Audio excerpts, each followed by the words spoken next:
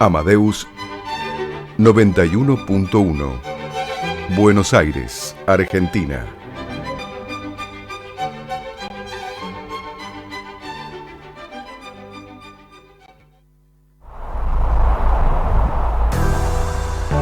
A partir de este momento comienza Segunda Convocatoria, el programa de la propiedad horizontal.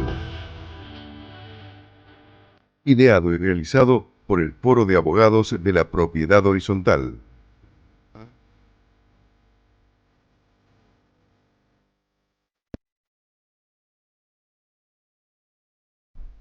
Muy buenas tardes, una nueva emisión de Segunda Convocatoria, el programa de la propiedad horizontal, ideado y realizado por el Foro de Abogados de la Propiedad Horizontal. Como siempre en vivo aquí por FM Radio Amadeus 91.1, hoy miércoles 10 de abril del año 2024, en nuestro capítulo 144 en la cuarta temporada de Segunda Convocatoria. 19:06. Bajó la temperatura bastante, estamos ya en un clima otoñal, 17 grados 4 aquí en la Ciudad Autónoma de Buenos Aires, la capital de la República Argentina, y como ustedes escucharán, hay ruido de papeles, por lo tanto está aquí presente el doctor Héctor Hugo Bregman, a quien presento. Muchísimas gracias, Jorge, muy buenas tardes.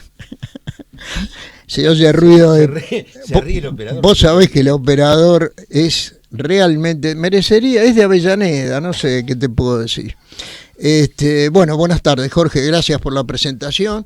Vamos a saludar, bueno, primero a la audiencia, como corresponde, y también a nuestro querido operador, Ricardo Piñeiro. Es un gusto saludarte, Ricardo, y a nuestro, por supuesto, como corresponde, y a nuestros queridos amigos hoy ausentes, esperando el doctor Gustavo Griffith salga bien de una pequeñísima intervención, a Sebastián Alectio y a Hugo Milione con todo afecto.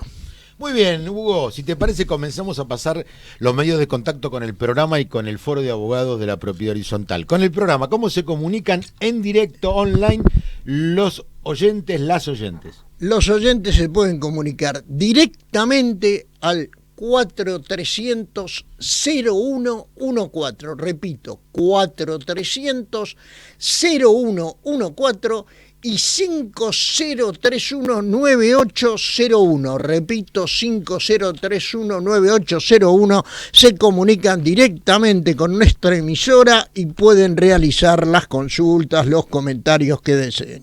Muy bien. También lo pueden hacer y pueden escuchar el programa en vivo, online, a través de la página web de la radio, que es www.radioamadeus.com.ar.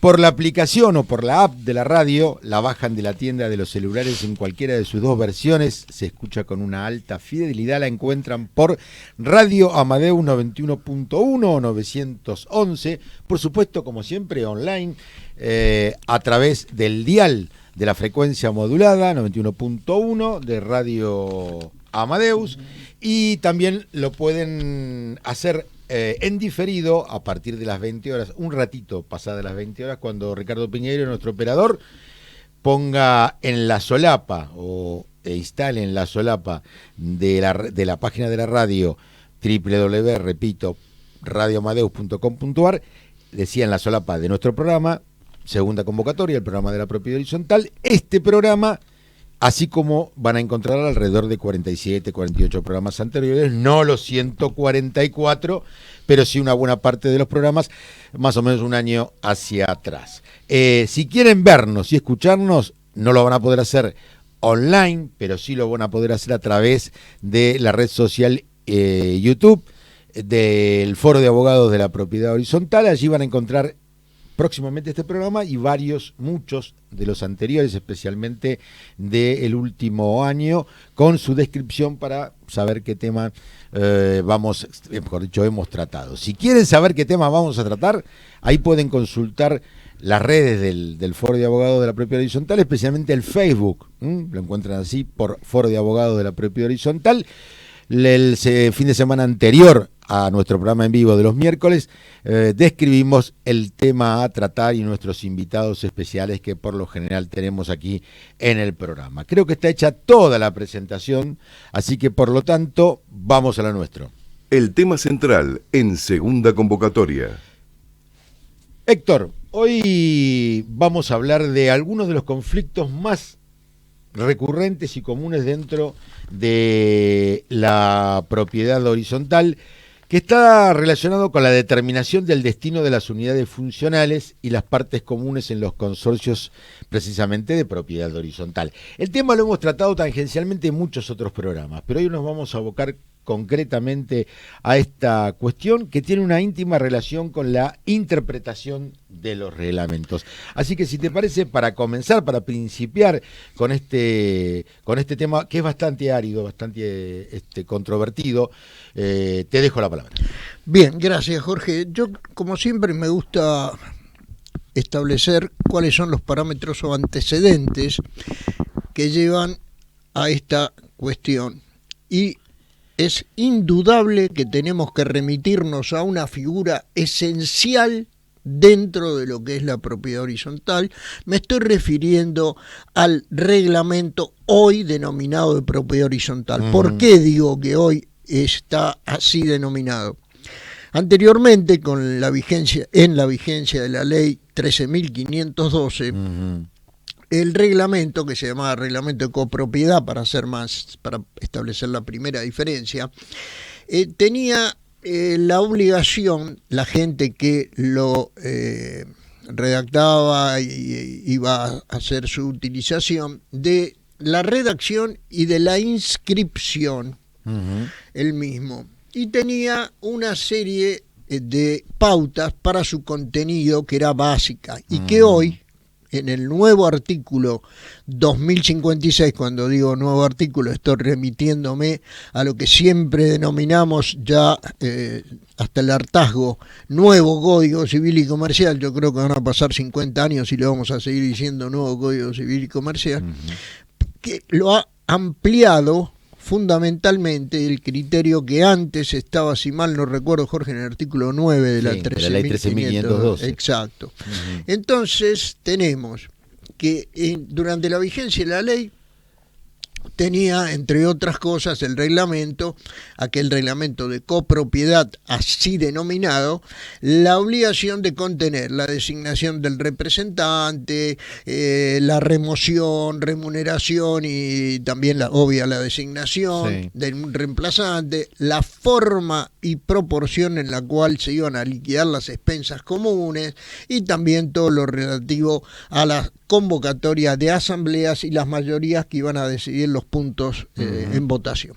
Pero aquí, como he dicho, que el nuevo artículo 2056, digo nuevo en el sentido del código, que lo designa a partir de ahora reglamento de propiedad horizontal, establece algo que es muy interesante en cuanto a su contenido. Este nuevo artículo tiene muchísimos incisos para que la gente se dé cuenta. Yendo por abecedario, llegamos casi hasta el final del mismo y tenemos... Un poco exagerado, ¿no? Pero bueno, sí, pero casi cerca. Dije casi, no soy exagerado.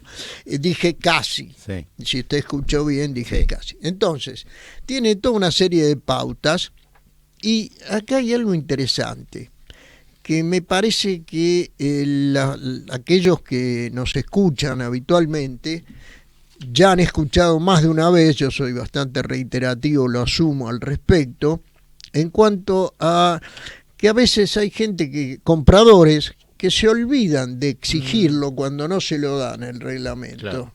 Y yo me permito reiterar este concepto de la necesidad que conjuntamente con el título, creo que hace poco lo mencionamos en uno de los programas, creo que estuve yo, lo dije, que como integra el título, por lo tanto, es no una facultad que se lo den al comprador, es una obligación. Claro. ¿Por qué? Porque el reglamento es para la propiedad como si fuera, permítaseme explicarlo de este modo, el código, la ley para las partes. ¿Por qué?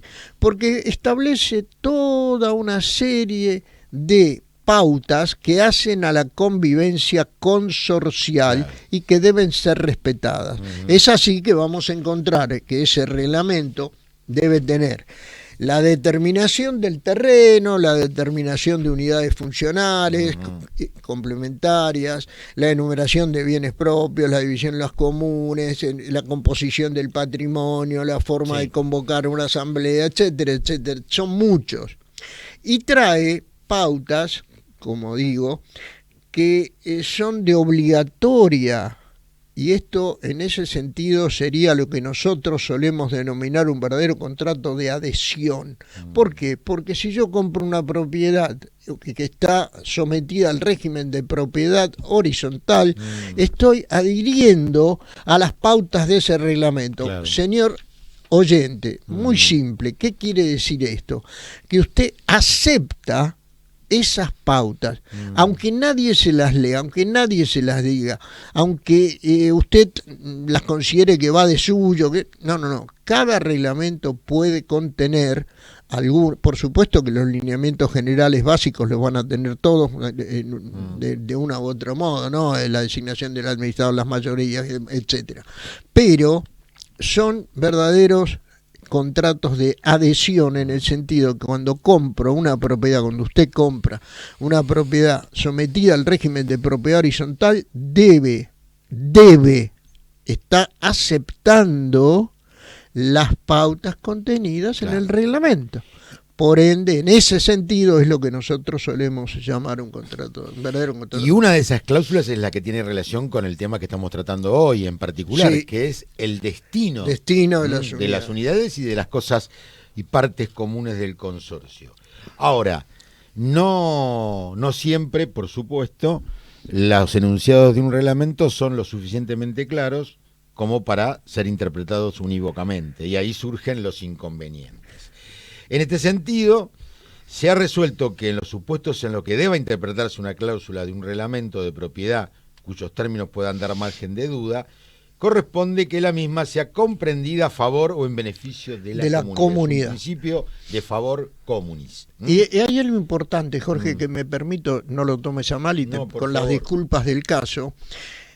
Cuando nosotros hablamos de cómo debe interpretarse un contrato, y en este caso un reglamento, la interpretación debe ser el mismo criterio que se debe seguir para la interpretación de los contratos. Para los oyentes que no están tan familiarizados con lo que esto implica, debemos consignar que esto es una cuestión para nosotros básica, es decir, cuando digo para nosotros, obviamente para los que trabajamos y vivimos en este ambiente y de esto. Entonces, ¿qué es? Que nosotros tenemos que interpretar las cláusulas como interpretaríamos o interpretamos las cláusulas contenidas en un contrato. Sí. Y esto es importante. O como interpretamos la ley. La ley, el mismo el Código Civil y Comercial, en los primeros artículos, establece la forma de interpretación de las normas. Y a partir de ahí hay toda una serie de pautas como la buena fe, etcétera, etcétera, etcétera. Cuando hablamos de beneficio a la comunidad, estamos hablando entonces de interpretar conforme al interés general de los copropietarios y no particular de uno u otros comuneros. Esto ya lo estableció jurisprudencialmente la Sala H de la Cámara Nacional Civil de la Capital Federal en el año 2008, en los autos consorcio de propietarios 25 de mayo, 756, 58 y 62, versus Cáceres, Nelly y otros, además de que, por supuesto, tenemos otros precedentes judiciales. Ahora, consulta, ¿no? Sí. Esta cuestión del destino de las cláusulas, destino de las unidades. ¿Qué tipo de cláusula es? Si te parece, haces una breve referencia, Héctor. Son obligatorias. ¿Cuáles son las diferencias entre las cláusulas de un reglamento y qué cláusula en particular es la del destino? Sí.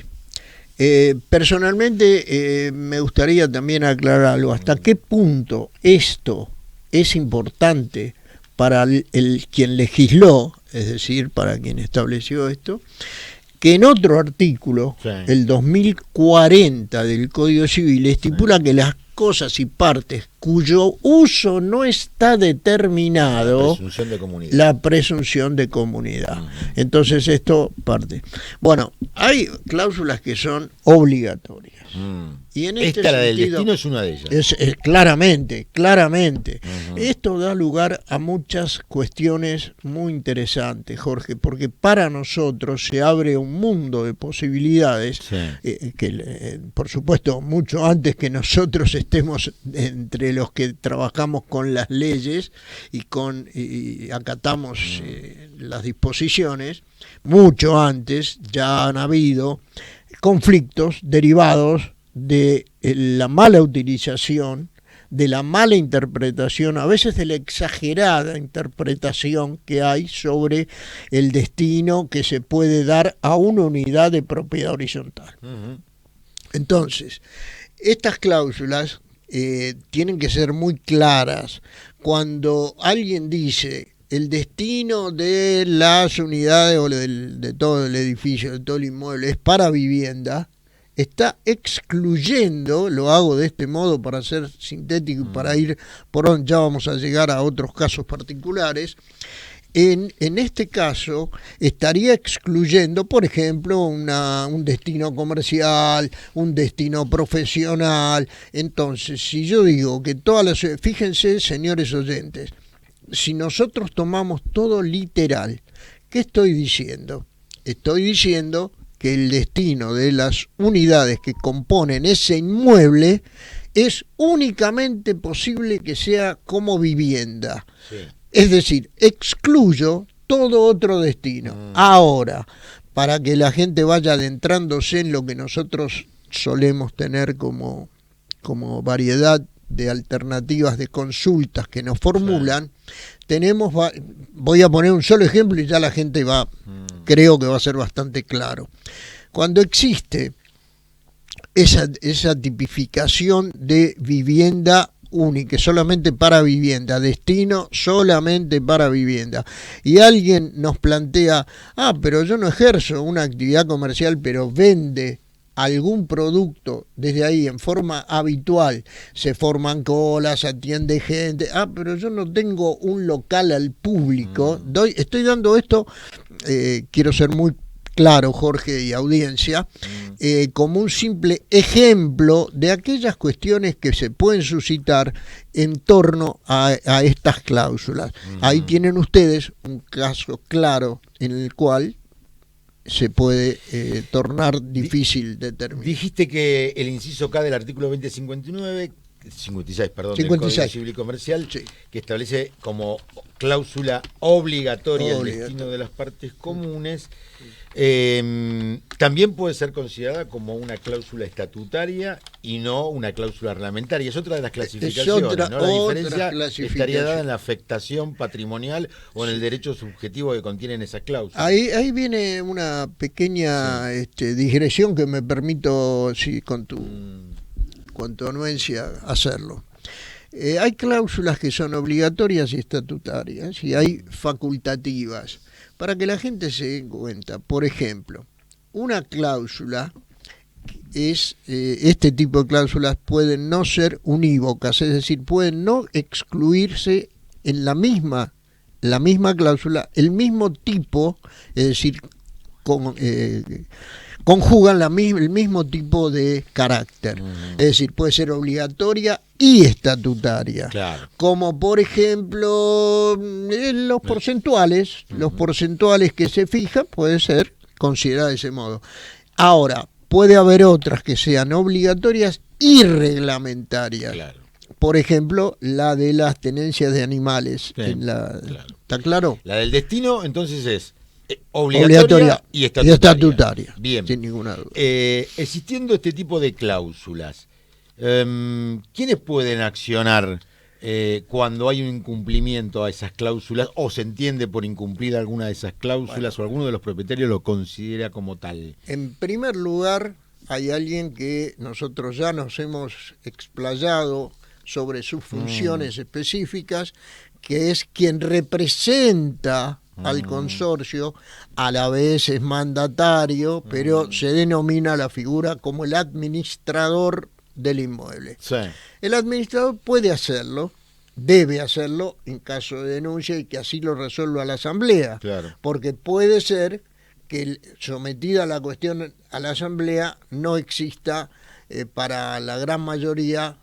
¿Por qué? Acá hay un punto muy interesante y sospecho que tenemos hoy un invitado de lujo que sobre este tema nos va a ilustrar porque sus conocimientos sobre este particular son vastísimos, me permito anticiparlo. Entonces, aquella figura que hace a quién debe iniciar, hay una cosa que es muy clara. El administrador no solo está obligado, para mí, y en caso de que la asamblea así lo decida. Ahora hay un tema que es el que ha originado muchísimas, pero muchísimas dudas. Cuando se da alguna violación particular por parte de un ocupante, propietario o quien sea infractor, y el resto también tiene alguna situación antirreglamentaria, claro. O ilegal. Claro. Hay un caso que es, no sé, supongo que vos también pasa habrás mucho tenido. en los edificios sometidos al régimen donde se reclama por un incumplimiento, una infracción, pero no se reclamó ante otras infracciones o violaciones muy similares. Sobre esto, nosotros, a mí me interesa, como siempre, transmitir esto para la amable audiencia, para que tengan conocimiento de cuáles son las dificultades que se nos plantean, de hecho, y en nuestra actividad profesional diariamente, donde hay edificios que hay omisiones, infracciones a leyes, problemas de construcción, problemas de aprovechamiento indebido de espacios que tienen un tipo de destino, en que entra en colisión el derecho de un ocupante, propietario o locatario, locador, en fin, con lo que disponen las leyes, y resulta que aparecen, a mí me ha tocado un caso muy interesante al respecto, donde era prácticamente habitual cerramientos en todos los balcones interiores, etcétera, etcétera. Y bueno, y hubo una situación cuando un vecino de un que tenía en la planta primer piso hizo un cerramiento ocupando un espacio común de uso exclusivo, lo cerró con la evidente intención, cuando el reglamento establecía claramente que debía ser un espacio descubierto, es decir, esa infracción. Pero ¿qué pasa? Todos los que estaban ahí fue realmente una situación media cómica, porque estaban todos, habían hecho cerramiento arriba en sus respectivas unidades, y entraba en colisión. En ese caso el administrador, por supuesto, está legitimado para actuar en representación del consorcio. La jurisprudencia tiene casi pacíficamente concebido que no necesita poderes especiales conferidos por la Asamblea. Muchas veces el reglamento a veces lo obliga a estas cuestiones. Tenemos al legitimado activo, y el legitimado pasivo sería, por un lado, el infractor y cualquiera que esté en esa condición ocupando también. Podría extenderse a ocupantes, tenedores, locatarios, etcétera. Pregunta, porque tenemos poquito tiempo para ir cerrando la primera parte del programa. Pregunta a modo de telegrama. ¿Qué acción corresponde ejercer? Bueno, la del 2069 del artículo del Código Civil y Comercial, que es la que establece, al igual que lo hacía antes el artículo 15 de la Ley de Propiedad Horizontal, la 13.512, la acción que establece allí ese artículo, o cabe, por ejemplo, la acción meramente declarativa. No, la declarativa ha sido, en mi concepto... Breve, en un segundo, meramente declarativa. ¿Para qué se establecería o se incoaría esa acción? En este caso se podría establecer, no se me ocurre claramente el ejemplo, porque en esta no está aplicada. Pero digo, tribunales para interpretar la cláusula del reglamento, decimos al juez, queremos que usted interprete esta cláusula. Sí, no podría hacerlo porque con una mera acción declarativa ya hay jurisprudencia sobrada, Jorge, como para rechazarla. O sea que la forma es... Y la forma sería la más rápida, la que se ha sostenido, la más pacífica, es lo que nosotros denominamos un interdicto, la más rápida, la de rápida concreción. La declarativa, en esto, olvídate, no va. Es decir, va la del 2069, es decir, la acción sumarísima que establece ese artículo por la violación del reglamento que puede ejercerle. La puede ejercer al administrador o cualquier otro otra afectado. Afectado. Que haber una afectación, ahí viene otra de las personas que estaría facultado para, porque yo nombré primero quién está obligado, el administrador, y quién puede, también el propietario afectado. Claro, y la prescripción para darle un cierre, si te parece, los 5 años. Antes eran 10. Y ahora sería 5 de acuerdo al nuevo código. Antes de cerrar, te consulto. ¿Hay que agotar la llamada vía intraconsorcial? Es decir, ¿hay que debatir esta cuestión previamente antes de ir a los tribunales dentro del consorcio, en la asamblea? Yo creo que sí, pero te voy a dar, la respuesta es sí, pero mi respuesta por lo menos. Conozco antecedentes en donde no fue exigido, pero sé que gente como corresponde, los magistrados han hecho hincapié en que sí, ¿no? Pero hay antecedentes en los cuales, algún caso en los cuales, me permitís el término futbolero, se gambeteó eso. Bueno, en la segunda parte vamos a seguir con esta cuestión. Como decía el doctor Bregman, vamos a tener un invitado especial, altamente calificado para hablar de estos temas, y vamos a también consultarlo, además de estas cuestiones, por el llamado abuso del derecho que muchas veces se esgrime como defensa por parte de los infractores, ¿no es cierto? Bueno, esa es una figura complicada, pero que es cierto que lo han alegado en más de un caso, pero quien nos va a ilustrar, te puedo asegurar que de esto...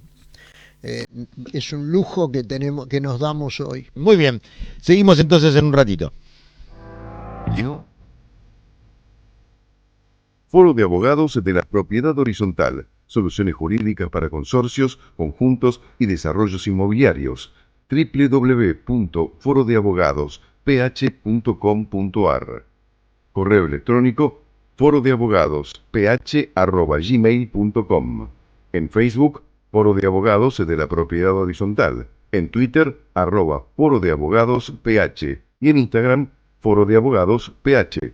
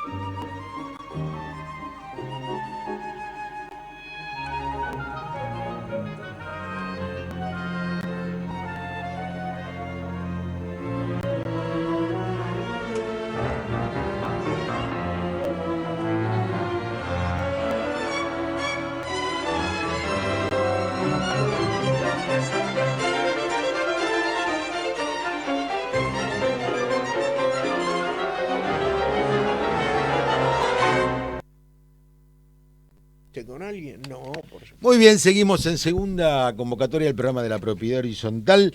Escuchamos el preludio de Ariadne auf Naxos, que es la ópera cuya música fue realizada por Richard Strauss, el libreto es de Hugo von Hofmannsthal. La versión que escuchamos corresponde al año 2010, ejecutada por la orquesta de la ópera de Metropolitan de Nueva York. Ariadna, en Naxos es una ópera en dos partes basada en el burgués gentilhombre de Molière y el mito griego de Ariadna y Baco. Primera versión fue estrenada el 25 de octubre del año 1912 en el Klein Haus des Hofstadter en Stuttgart. Richard George Strauss, nacido en el año 1864 y fallecido en septiembre de 1949, fue un destacado compositor y director de orquesta alemán cuya larga trayectoria abarca desde el romanticismo tardío hasta la primera mitad del siglo XX. Es conocido particularmente por sus óperas, poemas sinfónicos y lieder. ¿Por qué Ariadna usted se preguntará, doctor Bergman, ¿por qué Ariadna? Yo lo que estoy es asombrado y permítame felicitarlo porque su pronunciación del inglés es solamente equiparable a cómo pronuncia el alemán. No, pero... A cómo pronuncia el alemán usted. Fue en alemán, no fue en inglés. También que son idiomas que se relacionan. No, pero...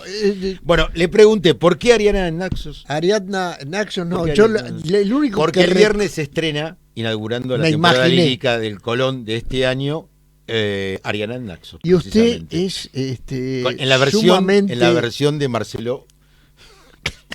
Bueno, sumamente quiero aclarar a la audiencia que estoy acompañado hoy por un verdadero diletante de la música clásica del Teatro Colón, el doctor Jorge Resqui Pizarro. Mi amigo. La entrevista en segunda convocatoria. 19:37, seguimos aquí en segunda convocatoria, el programa de la propiedad horizontal por FM Radio Madrid 91.1. Después de la risa del operador, del doctor Breckman, vamos a presentar a nuestro invitado especial. Usted hizo mucha laraca en la primera parte del programa. A ver. Es el doctor Federico Javier Cauce, por supuesto abogado por la Universidad de Buenos Aires, docente de Derechos Reales, juez nacional en lo civil, autor de numerosas publicaciones, colaborador, coautor y autor de libros, en especial, por lo menos a mí me gusta mucho, además de algunos comentarios que tiene en Códigos Civiles y Comerciales Comentados, decía, me gusta mucho la saga de los conflictos en la propiedad horizontal, de Editorial Hammurabi, que es siendo el codirector justo con el doctor Cristian Pettis. Doctor Cauce, ¿cómo le va? Muy buenas tardes. ¿Qué tal? Muy buenas tardes a usted y a todos, esa audiencia. Muy bien, muchas gracias por participar nuevamente en nuestro programa. Estábamos hablando de la determinación del destino de las unidades funcionales y las partes comunes en la propiedad horizontal, en los consorcios de propiedad horizontal. Tratamos de desarrollar este vasto tema en la primera parte, por lo menos en una buena extensión. La primera pregunta que se me ocurre es, usted desde el otro lado del mostrador, es decir, de la judicatura, ¿ve a menudo estos conflictos y en razón de qué tiene que terminar quizás interpretando algunas cláusulas del reglamento de copropiedad? Sí, los conflictos se suceden, es habitual, no en número, pero sí es habitual. La jurisprudencia siempre está pronunciándose sobre conflictos vinculados con el destino establecido en el reglamento. Así que sí, es una materia corriente en el Fuero Civil de Capital Federal al menos. Uh-huh. La acción que eventualmente presentan los reclamantes va por el lado del incumplimiento contractual, es decir, por el incumplimiento del reglamento de propiedad horizontal, la que nosotros conocemos como la del artículo 2069 del Código actual, o quizás hay otro tipo de acciones que entablan los justiciables. La perspectiva de esta temática creo que hace su centro en el reglamento. Uh-huh. El reglamento establece de distintos modos el destino de las unidades funcionales y con causa en el incumplimiento se genera una situación de tensión entre algún propietario y el infractor. El reclamo normalmente debe atender, y casi de manera exclusiva, primero el agotamiento de una vía interna. Ajá. Porque si no el consorcio no se pronuncia siquiera con el silencio. Hay que considerar que la conducta del consorcio, en rigor de verdad, ha sido analizada por la jurisprudencia sin concederle al silencio, salvo en algunos casos particulares, algún reflejo de consentir la infracción. El reclamo es contra la decisión del consorcio, en consecuencia. Nunca podría ser un reclamo sin que el consorcio se expida, porque el silencio no constituye una expresión de la voluntad de esta persona jurídica. El nudo, por lo menos como lo veo yo, tiene que ver con cómo es que se desarrolla el cumplimiento de lo que impone la ley, ¿no? Que es expresar el destino que tendrán las unidades funcionales. Cómo se escriba esa cláusula va a ser seguramente la primera razón por la que algunos entiendan que cumplen el reglamento, otros que no actúan en conductas contrarias al reglamento. Las afirmaciones vagas del reglamento también podrían generar alguna conducta que, puesta de manifiesto entre los interesados contra el infractor, no tiene más remedio que acudir a que se decida en el consorcio qué se va a hacer con ello que se considera una infracción. Claro. También depende de dónde ocurra esto, ¿no? Puede ocurrir en una unidad funcional, puede ocurrir, ha habido casos en espacios comunes. Claro. Y por ejemplo, me acuerdo del caso de un pasillo común entre dos unidades funcionales en la terraza, que se techó. Constituye ello una obra nueva, no autorizado, pero al mismo tiempo se está modificando el destino que tenía ese pasillo para el consorcio. Hay reglamentos, siendo el caso concreto, que no establecen un destino. Ha habido casos de jurisprudencia que sostenían que el reglamento sostenía que los propietarios podían darle, según sus intereses, el destino que quisieran darle. Normalmente esto sucede en las unidades funcionales, ¿sí? Y va a encontrar casos en donde, hasta casos en donde el reglamento decide que sea el consejo de propietarios quien tenga que decidir sobre autorizar o no o un destino. Pero bueno, todo el análisis principia por el análisis del reglamento, cómo lo expresa el reglamento, y a partir de ahí se deducen todas las problemáticas una vez que el consorcio le dice al infractor: señor, usted es infractor, está incumpliendo con tal norma del reglamento.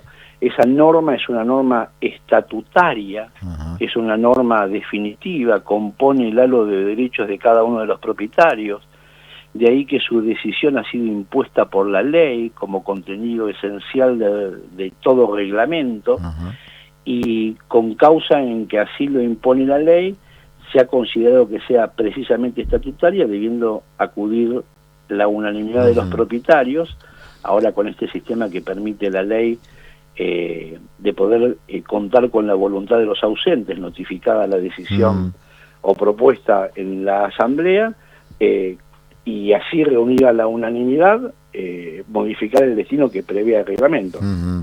Y con respecto a la interpretación judicial, bueno, por supuesto le hacemos la consulta a usted porque es un juez de la nación, ya sea por los antecedentes jurisprudenciales o por su propia interpretación, ¿esta tiene que ser amplia o tiene que ser más bien restringida? Digo, la interpretación de las cláusulas estatutarias del reglamento. Como respuesta a título podría decirle que en mi caso la interpretación es una interpretación que se ciñe al texto del reglamento. Si el reglamento prohíbe determinadas, hay que ver cómo está escrito. Usted imagínese, los propietarios deberán darle como destino a la unidad funcional el de vivienda. Es la cláusula, perdón, lo interrumpo, es la cláusula que más conflictos trae, más en estas épocas con las locaciones temporarias y estas cuestiones, ¿no es cierto? Pero usted imagínese, se impone una cláusula en donde dice: los propietarios tendrán que darle por destino a la unidad el de vivienda, queda prohibido el establecimiento de consultorios médicos. Entonces, frente a un caso en el que alguien pretende desarrollar en su unidad funcional un consultorio que no sea médico, Claro. se ha afirmado, mira, acá el reglamento no prohíbe expresamente que tenga este destino, el que yo propongo, no sé, dar clases particulares, un consultorio, una escribanía, un estudio jurídico. Sin embargo, si uno interpreta el reglamento, lo primero que dijo el reglamento fue que tendrán por destino las unidades, la de vivienda, de modo que no puede uno excusarse sobre la base de los ejemplos que la cláusula concede, un principio que debe respetarse, que es el que tenga por el destino de vivienda. Es ejemplificativa. Claro. Normalmente las prohibiciones que le siguen al principio de que sea de vivienda el único destino que se le concede a la unidad funcional. También tiene reglamentos viejos. Claro. Reglamentos que prohibían, por ejemplo, para la unidad de planta baja, a la calle, el poder tener como destino un comercio en el que se vendan verduras, carnes o alguno similar. Y frente a las nuevas modalidades relativas a la venta, hay varias cadenas que venden productos de comida envasada, que así la reciben, que no suponen desarrollar dentro de la unidad funcional el manejo de productos vivos, entre comillas, o tener que desarrollar allí cocinas, en fin.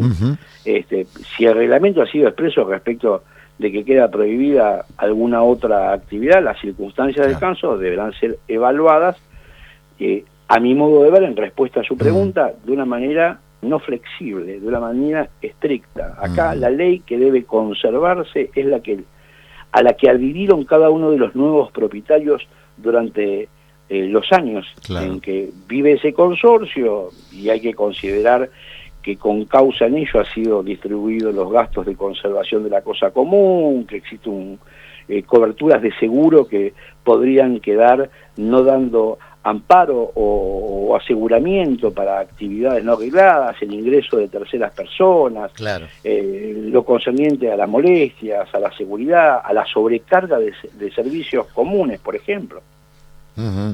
Claro. Todo ello son elementos a considerar frente, insisto, a cómo ha sido redactada las cláusulas en el reglamento.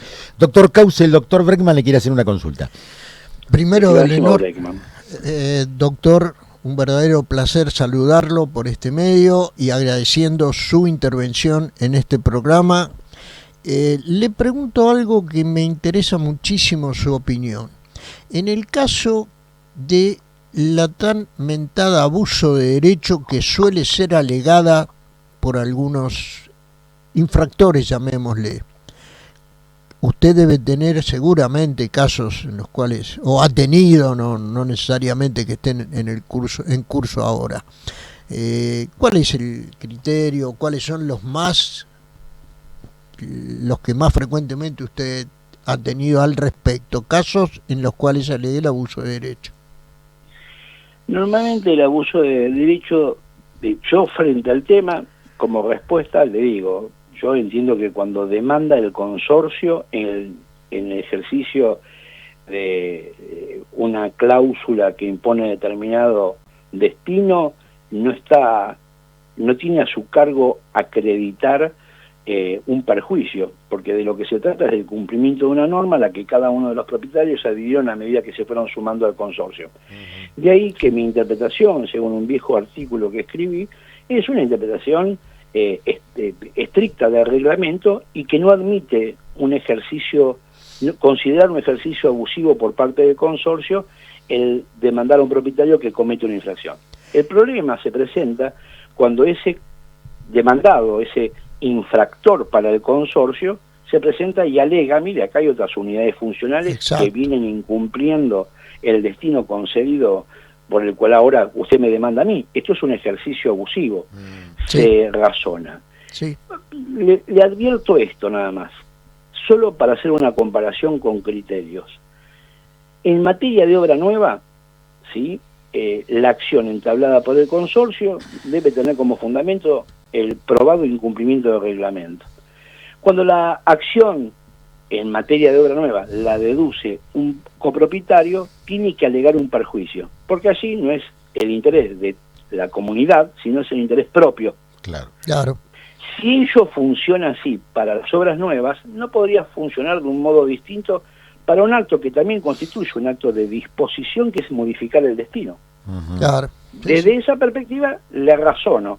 Entiendo que demanda el consorcio, no cabe duda de que debe ceñirse el infractor a lo que dice el reglamento, y estará en tal caso facultado el juez para decidir que si existe una infracción en el caso concreto, debe restablecer las cosas al estado en el que se encontraban con la anterioridad a aquella modificación, o, por tratarse de una obligación de hacer, imponerle las astreintes hasta el efectivo cumplimiento. Si se tratara de un ocupante no propietario, sabemos que el desalojo es una de las sanciones que prevé la actual regulación. Sí. Ahora, es a cargo del demandado la prueba del abuso, también me dice este razonamiento. ¿Y cómo logra probarlo el demandado? Y acreditando que el destino que él desarrolla, comparado con otros de unidades que también lo han infringido, constituye una conducta irrazonable del consorcio, porque es allí, solo cuando es irrazonable la conducta, porque se trata de un destino idéntico, ¿sí? Sí. Con circunstancias que lo rodean idénticas a otras violaciones que han incumplido otros propietarios, es que el demandado se encuentra en condiciones de decirle al juez: mire, señor juez, es idéntica la actividad que desarrolla y el destino que incumplo yo como otros respecto de los que el consorcio no demandó. Ahí se torna nítido el abuso de derecho. Pero las circunstancias deben ser calcadas. Yo no puedo decir que aquel que desarrolla una función en una unidad como un consultorio odontológico es lo mismo que recibir gente para la firma de una escritura. Una inmobiliaria en un departamento, obviamente que va a recibir un número de gente distinta, normalmente terceros, un flujo de personas superior al que puede recibir un odontólogo que tenga una agenda y con algunos días de desuso. Las circunstancias del caso son el deber que tiene el juez de indagar y las partes de producir para tener el elenco de elementos suficientes para en consecuencia juzgar irrazonable la conducta del consorcio que demanda por el cambio de destino. Excelente, doctor, muchísimas gracias. Le comento un punto que no sé si usted no estaba en el aire en ese momento, acá lo hemos comentado, uno de los dos hemos comentado que un asunto en el cual un propietario de una unidad de un primer piso que tenía una terraza, digamos, común pero de uso exclusivo porque tenía acceso exclusivo, construyó un cerramiento, y una de las defensas que opuso justamente fue que arriba, es decir, si uno miraba hacia arriba, voy a ser suave, el 80% de los restantes propietarios habían construido cerramientos. Ojo, él había construido en un espacio cerrado en esta terraza, ganando algunos metros para allí. Y lo que alegaba era que el el consorcio estableciera que había identidad. Si había cerramientos por parte de gente, vecinos, que habían ocupado espacios comunes en beneficio propio, también era una cuestión de medida, de dimensión la que él establecía. Son casos interesantes que supongo yo deben tener porque un ahí se me ocurre me gustaría escucharlo, si querés. Quería agregar una cuestión, pero aprovechemos que tiene que ver con el consentimiento Cauce, tácito, ¿no? Que también hablas allí. Usted, doctor, dijo que no, me pareció entender que decía que no correspondería aplicar prescripción en estos casos. ¿Está dada la posibilidad del consentimiento tácito? ¿Son prescribibles estos temas? ¿O en verdad entiende que las infracciones como la que recién mencionaba el doctor Bregman tienen un carácter, por su violación intrínseca del reglamento, de imprescripción o de imprescriptibilidad? Bien, yo entiendo que es imprescriptible la acción. El consorcio viene renovándose, son distintos los propietarios. Cada renovación de un nuevo propietario en la comunidad horizontal supone la adscripción primero a un reglamento, no a una cuestión fáctica, por lo que no podría deducirse la existencia de un consentimiento tácito de todos los nuevos propietarios, por un lado. Por el otro, encuentro casos en que la jurisprudencia en algún supuesto ha admitido que ha pasado un tiempo considerable, lo que ha valorado a los efectos de declarar irrazonable la pretensión del consorcio y abusiva, pero nunca admitiendo la prescripción, ¿sí? Esto seguramente tiene que ver con algo que sucede en materia de derechos reales, que son dos cosas. El primero es distinguir si existen, es cierto que el código las enumera, habla de obligaciones, ¿sí?, que tienen los propietarios, ¿sí? Sin embargo, lo concerniente al destino de las unidades funcionales lo pone como prohibiciones. Claro. Con lo que, si no hay una obligación, es un deber. La prohibición es la contracara. Ahora, por el incumplimiento, ¿no? Sí. Ahora, esto que usted me explica, suena injusto encontrar que luego de tanto tiempo la conducta del consorcio, su silencio y su conformidad pueda no ser valorada. Yo entiendo que el justo medio para valorarla es precisamente por lo irrazonable, en consecuencia abusiva, y no por lo prescriptivo.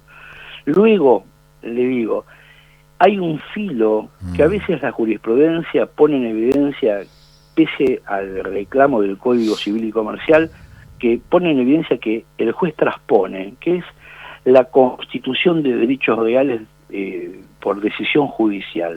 Sí. Acá tenemos que considerar que se trata de un derecho de propiedad con un estatuto específico. Podemos correr una cláusula del estatuto, podemos impugnar por nula una decisión de la Asamblea que se contrapone al estatuto.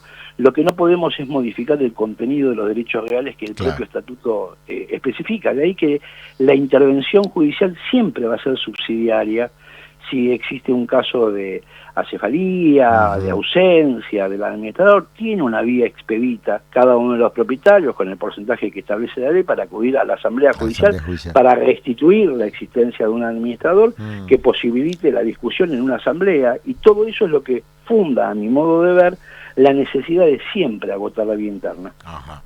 Muy bien. Doctor Federico Javier Cauce, le agradecemos mucho su participación, nos estamos quedando sin tiempo y bueno, como siempre, no es la primera vez que participa en nuestro programa, lo ha hecho por supuesto con eximia claridad. Aquí el doctor Bregman lo quiere saludar también y despedir. Quiero saludarlo especialmente con la consideración que nos merece una de las personas que más conoce, como hemos dicho en la primera parte del programa, sobre esta temática. Doctor, muy agradecido por su amabilidad y su tiempo y realmente un lujo haberlo escuchado. Héctor, un gusto de escucharte, lo mismo al doctor Regi Pizarro y que me atendió detrás de los controles. Yo los vuelvo a felicitar por esta gestión de hacer pública con el nivel con el que lo hacen cuestiones relativas a la vida diaria en el marco del consorcio. Los felicito por el programa, los felicito sin decírselo cada vez que entro a la página de la radio y veo la cantidad de miércoles con audiciones que les puedo asegurar he tratado de publicitar frente a los interesados porque dan respuestas con fundamento. Yo soy el que los felicito. Muchas gracias, un verdadero placer, que siga usted muy bien y hasta pronto. Hasta luego, doctor Cauce, muchas gracias. Que termine bien el día. Y alguna vez pongan Spinetta, por favor. La próxima. Yo estoy de acuerdo. Un cariño. Gracias. Foro de Abogados de la Propiedad Horizontal. Soluciones jurídicas para consorcios, conjuntos y desarrollos inmobiliarios. www.forodeabogadosph.com.ar. Correo electrónico forodeabogadosph@gmail.com. En Facebook, Foro de Abogados de la Propiedad Horizontal. En Twitter, @Foro de Abogados PH. Y en Instagram, Foro de Abogados PH.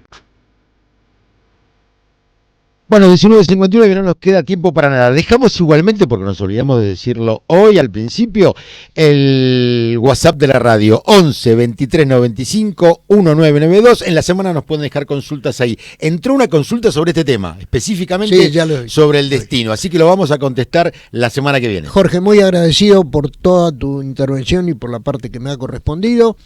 Saludos a toda la audiencia, buena semana, a nuestro operador, a nuestros compañeros hoy ausentes. Para todos, buena semana y hasta el miércoles próximo. A toda la audiencia, muy buena semana. Nos vamos hasta el miércoles que viene de 19 a 20, como siempre en vivo aquí, en segunda convocatoria, el programa de la propiedad horizontal. Sigan con la muy buena programación de FM Radio Amadeus 91.1. Hasta entonces.